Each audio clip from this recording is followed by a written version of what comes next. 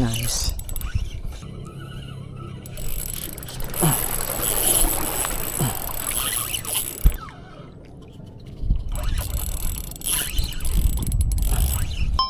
So yung gamit natin yun.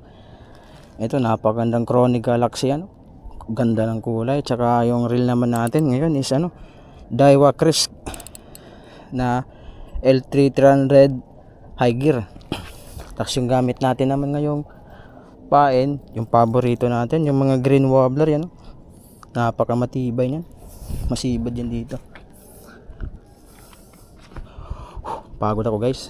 Nakalusot ako eh. So first cast tayo.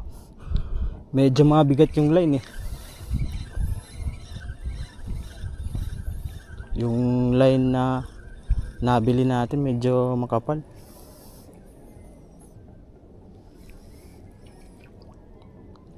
Parang baliw yung langoy eh. Tingnan natin. Ay goods. So magta-tap water lang muna tayo ngayon. Yan. Tap water strike. Tap water lure.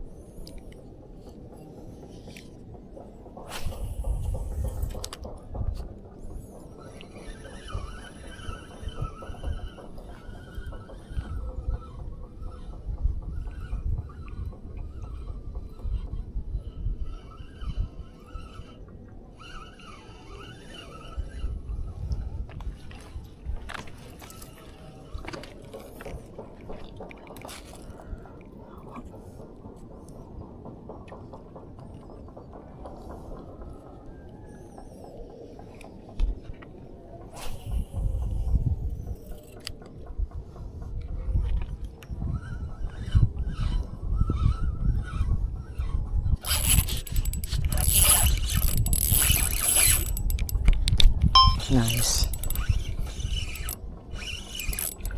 Barracuda. Oops. Ay, natanggal. Putang ina.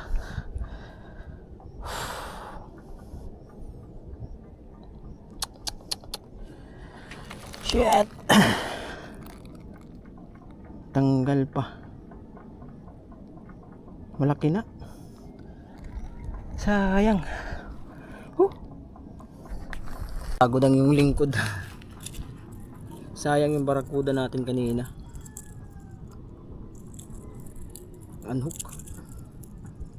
Alam niyo ba ang pinaka worst part pa? Wala akong dalang tubig. Uhaw na ako. So magpapalit tayo ng lure.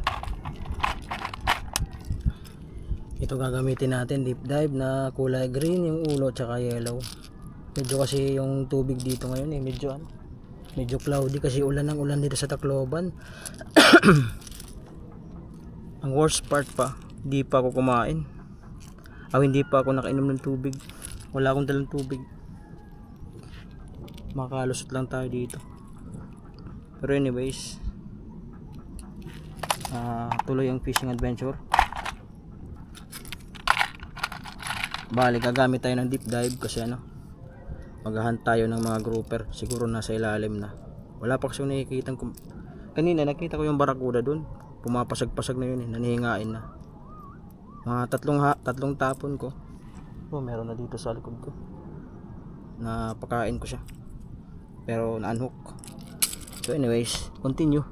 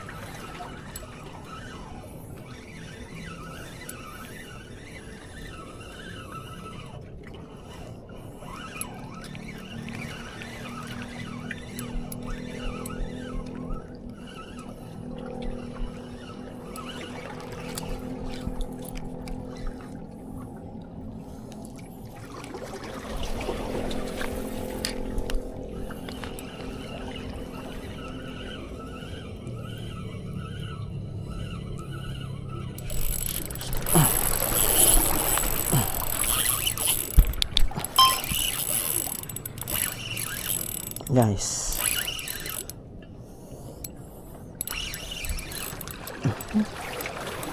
Here we go. First fish. Kirapo. Good size na. Oops. Malaki-laki rin guys. Nakamalaglag pa. Kirapo. Ang dami talaga mga grouper dito guys. Yan.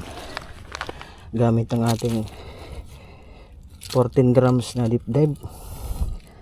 Galing kay Vance Fishing-Gear, you know? Napakamasiba. Siyempre, Coroni pa rin, Galaxy.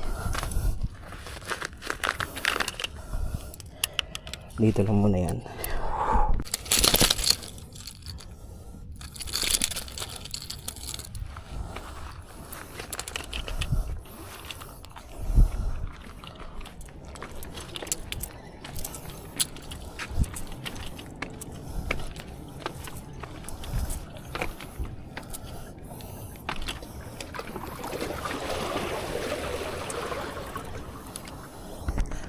Hagis pa rin tayo guys.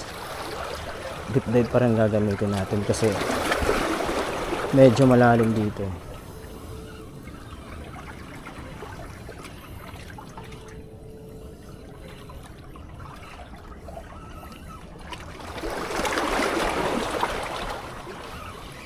Dito sa harap po na nagpili na.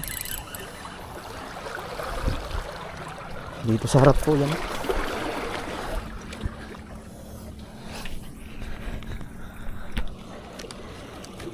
Papadaanan natin yan.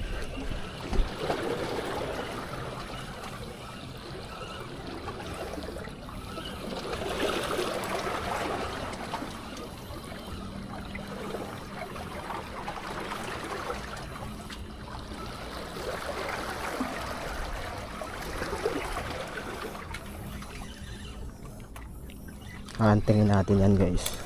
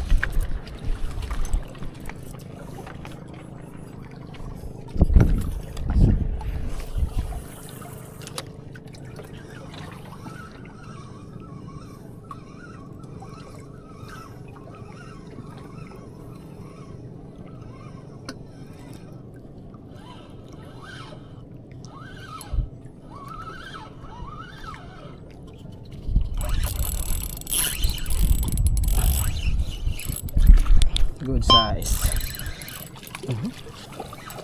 Huwag na. Doon. Pakakawala pa. Pwede yan. Pwede na to. Pangtula. Dito ka lang muna. Ipunin ko kayo. Yan. Gamit pa rin natin yung deep type na 14 grams. Para sa mga malalalim na spot. So go na kayo dito sa deep dive na to. Yan o. Oops. Likot. Huwag. Halos hindi na siya makapalagi.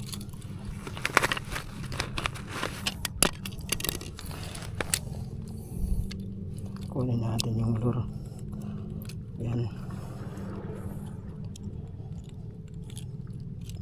Lunok eh. Mahirap tanggalin. Lunok. Ayan, dito ka lang muna. Friend. Dito.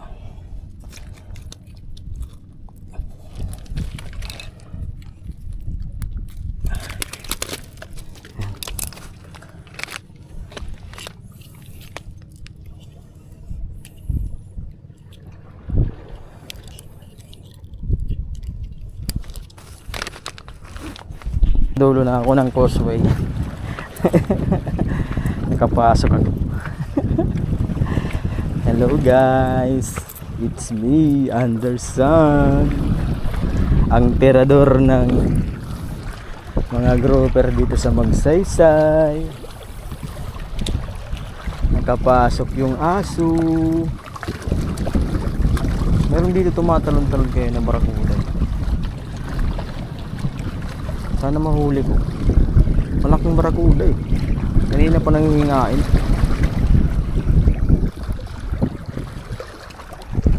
Hindi ko mapakagat eh.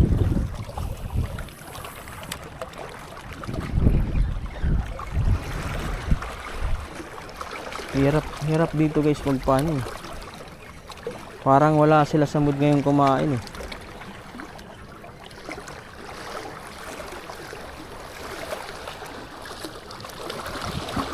Wala kasi kung metal jig. Kung may metal jig akong dala, maganda mag metal jig dito eh. Malalim na part dito eh.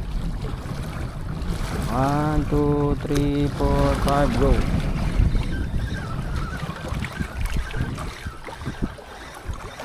Wala.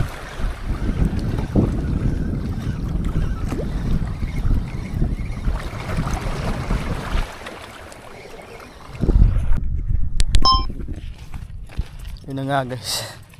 Nasa dulo na ako ng forbidden spot.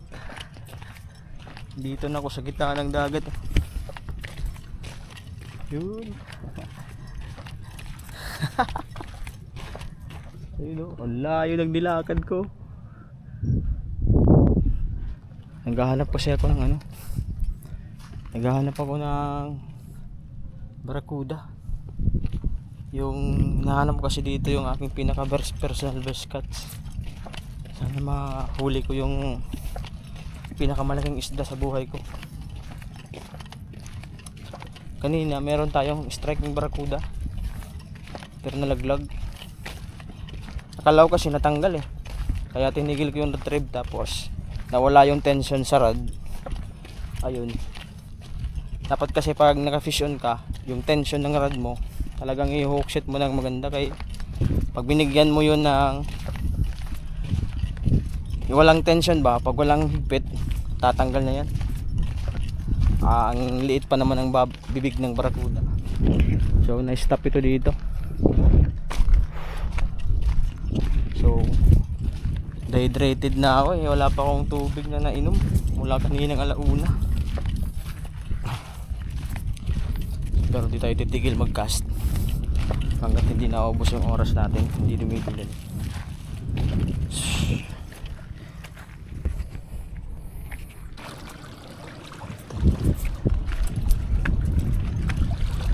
Nagdidinig pa na meron.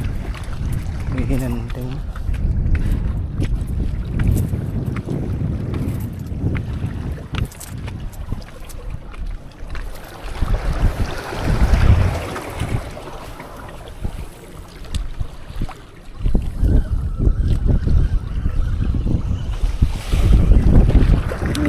Sakas ng sabog. Grabe. Kita nyo yun guys. Pag nakuli ko yan, sabog talaga yan. Hindi ko napakagat. Kanina pa yan eh. Kulit yan eh. Kaya napakagat ko yan.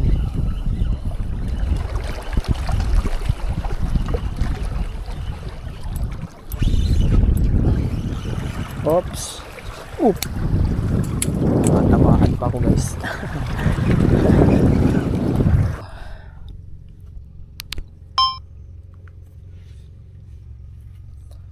So, okay.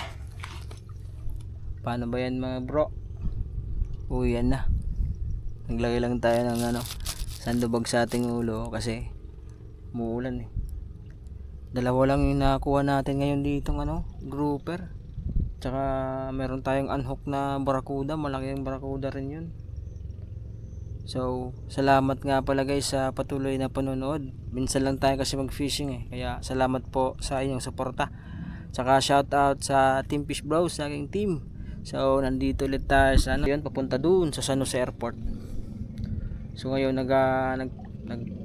Pinagpakaramdaman ko na lang yung tubig kasi hinihintay ko kung mayroon gumagalaw, doon ako maghahagis. So shoutout nga pala Team Fish Bros sa Cloban City Anglers.